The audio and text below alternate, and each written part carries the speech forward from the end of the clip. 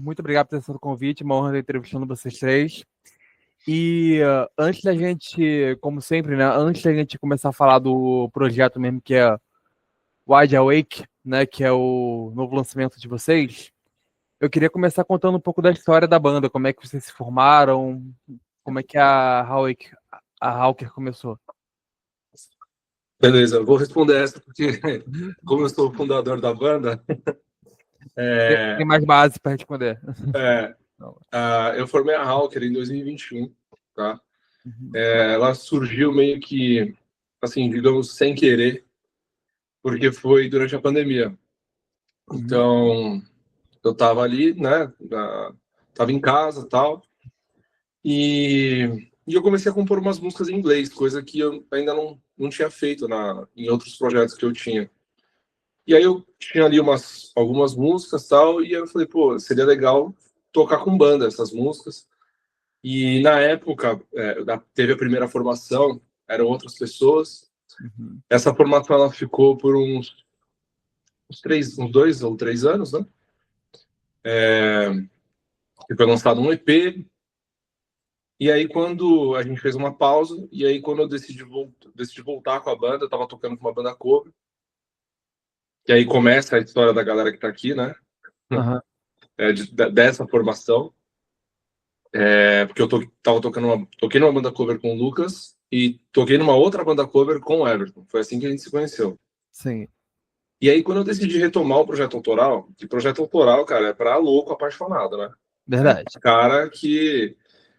Então eu falei, putz, cara, eu gosto muito disso, eu quero voltar a fazer o som autoral. E eu tava com umas músicas novas que eu tinha feito, e aí eu chamei o Lucas, o Everton, expliquei o projeto para eles. E aí essa formação ela se iniciou no começo de 2024. Então a gente está quase 2 anos já com essa formação. Legal. E para vocês, como é que foi o convite, pessoal? Quem primeiro, Everton? Pode ir, pode ir. Podem tirar barulho Vai, também, vai, se vai, vai quiserem. em ordem que foi chamado, o Everton primeiro, que a gente estava. Não, vamos lá, vamos lá. Sim, sim. Sim. Da hereditariedade. Tá bom, então. Caraca.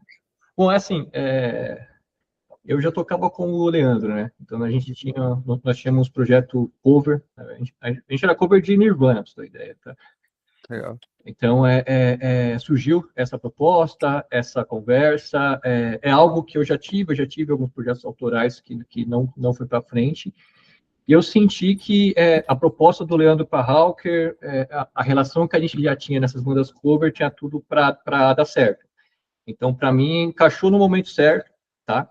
Quando a gente sentou para falar um pouco sobre as músicas, composições, a linha que a gente ia seguir, eu vi que estava caminhando tudo certinho, a maneira que eu achava legal, né? Para ter uma banda, para ter uma equipe. Ter um trio não é muito fácil, né?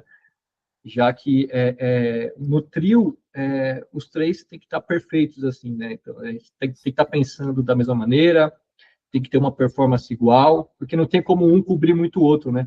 Se tem um cara que só canta, se tem um cara que toca só guitarra, é um pouco diferente.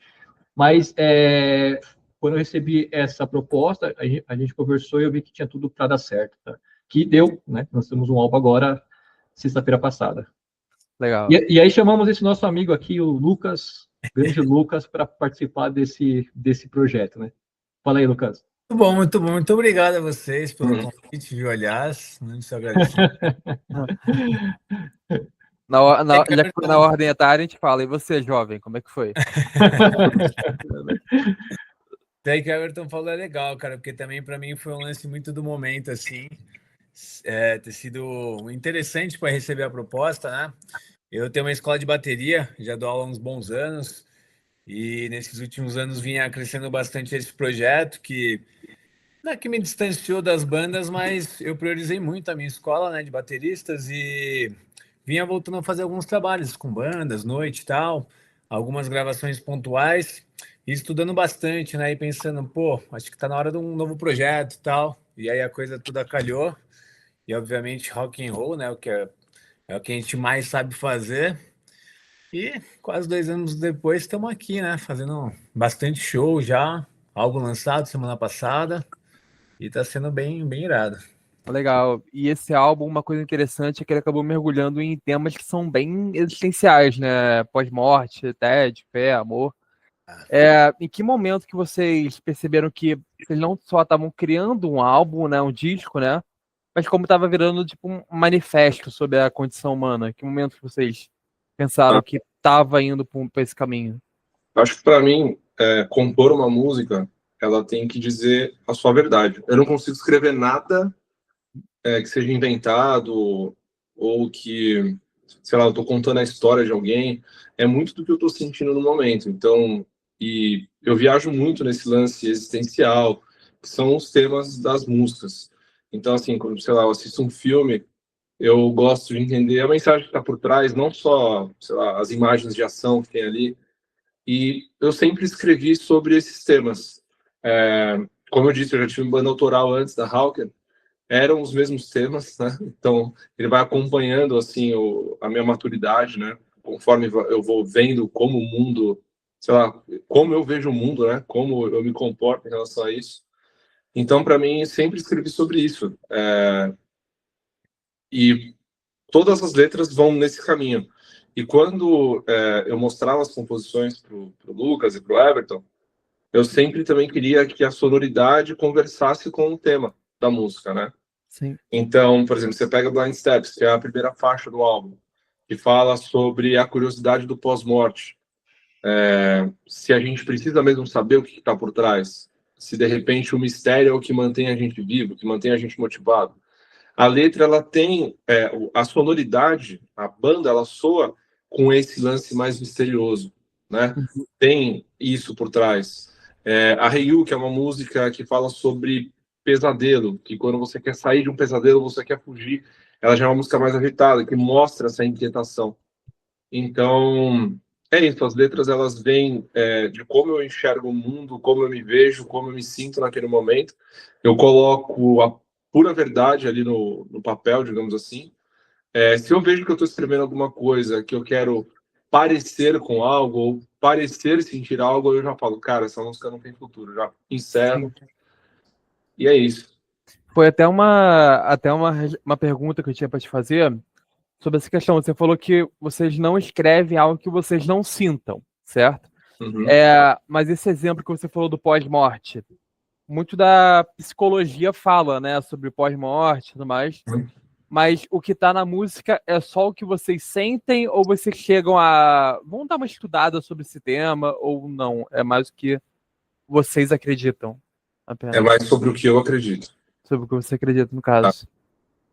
E é verdade que algumas músicas nasceram de sonhos que vocês tiveram? Sim. Algumas... Isso eu achei curioso. algumas elas nasceram por completo, quase de um sonho, digamos umas duas. A Feeling é um exemplo disso. Eu sonhei literalmente com essa música. Eu estava tocando ela num bar. Eu sonhei que eu estava fazendo um show e tocando ela. Claro que não é a música inteira, né? Eu sonhei com um trecho dela. Uhum. E essa música eu sonhei com letra e melodia, porque normalmente ou é uma melodia que me vem na cabeça, ou um tema, mas essa não, foi muito específica. Eu sonhei que eu estava tocando essa música e tinha bastante gente na plateia cantando a música junto com a banda, assim, sabe? Curtindo o som. Cara, isso deve ter sido por volta de umas 3 horas da manhã, porque aí eu acordei, aí eu pego o celular, né, jogo no gravador, e aí resumo ali. Eu até tenho algumas gravações dessas. Eu vou jogando numa pasta, então tá tudo muito confuso. As originais, assim, de quando surgiram. E aí, por exemplo, Alright, eu acordei com a melodia dela na cabeça, não com a letra em si. Então, tem muito uma mistura de tudo, assim, sabe? Mas a Feeling, realmente eu sonhei com ela. Foi bem, bem louco isso aí. Pô, esse foi o processo de composição mais curioso que eu já vi na vida. Eu até ia perguntar se teve algum sonho que foi mais marcante pra vocês três, cara, que foi mais doido. Teve alguma coisa assim? Cara, alguém quer falar aí? Eu posso seguir aqui na... Segue. Sim, segue sua linha, assim. Acho que dessa coisa de ideia. Se for muito doido, tudo bem. O cara que consegue compor no sonho é só ele. Eu preciso Cara, é ruim esse negócio dessa fase que eu tô compondo, porque eu não consigo dormir, cara, direito. Então me dá insônia, eu acordo, às vezes eu acordo com uma ideia de falar, cara, nem a pau que eu vou começar a desenvolver isso agora, porque depois eu não vou dormir.